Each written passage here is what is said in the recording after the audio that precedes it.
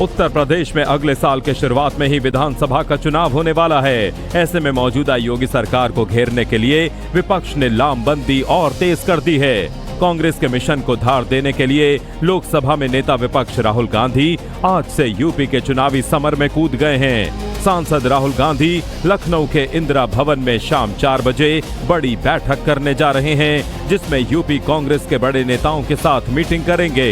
इस बैठक में यूपी प्रभारी राजेंद्र पाल पार्टी के कामकाज की पूरी रिपोर्ट राहुल को सौंपेंगे। अब समय निश्चित तौर से ये आपके हाथ में।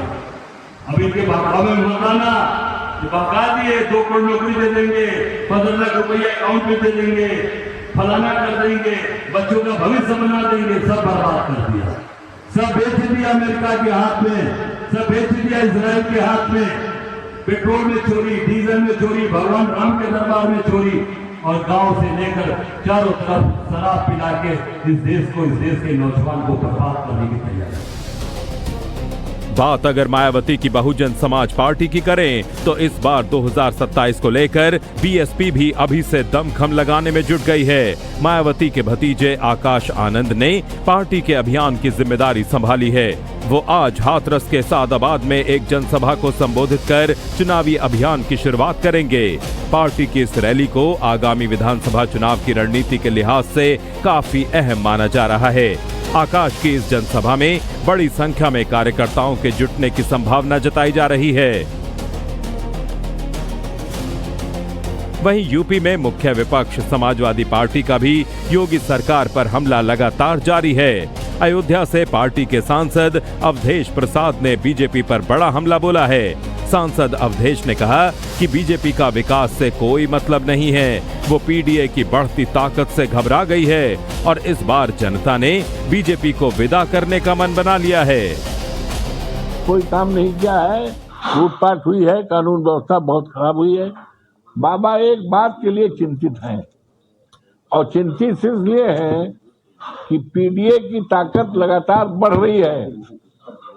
अखिलेश यादव जी के प्रति लोगों का यकीन, विश्वास, भरोसा बढ़ता जा रहा है।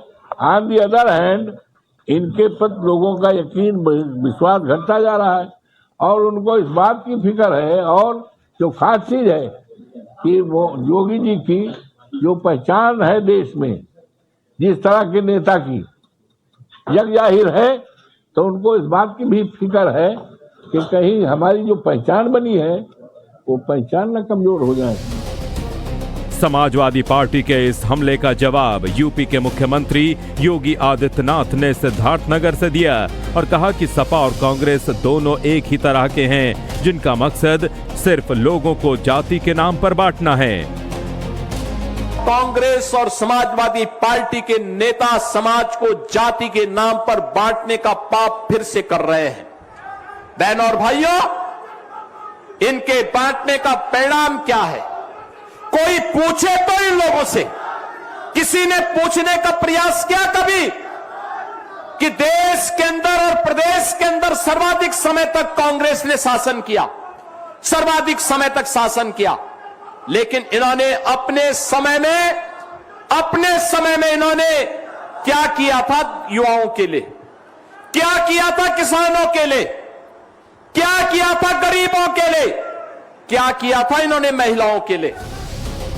सीएम योगी के कांग्रेस और एसपी पर हमले के बाद उनके डिप्टी केशव प्रसाद मौर्य भी सपा पर हमला करने के लिए आगे आए और कहा कि समाजवादी पार्टी अब मुंगेरी लाल की तरह सपने देख रही है। जी है, धोखा है, पिछड़ों को, ब्राह्मणों को, दलितों को गुमराह करके वह मुंगेरी लाल के हसीन सपने देख रहे हैं कि 2027 में सत्ता में आ जाएंगे, लेकिन अभी 2047 तक न तो समाजवादी पार्टी आने वाली है, न श्री अखिलेश यादव आ गए। उत्तर प्रदेश में एक तरफ समाजवादी पार्टी का जोर सत्ता में वापसी का है, जो पिछले 9 सालों से सत्ता से बाहर है। वहीं बीजेपी लगातार तीसरी बार सरकार बनाने के मिशन में जुटी हुई है।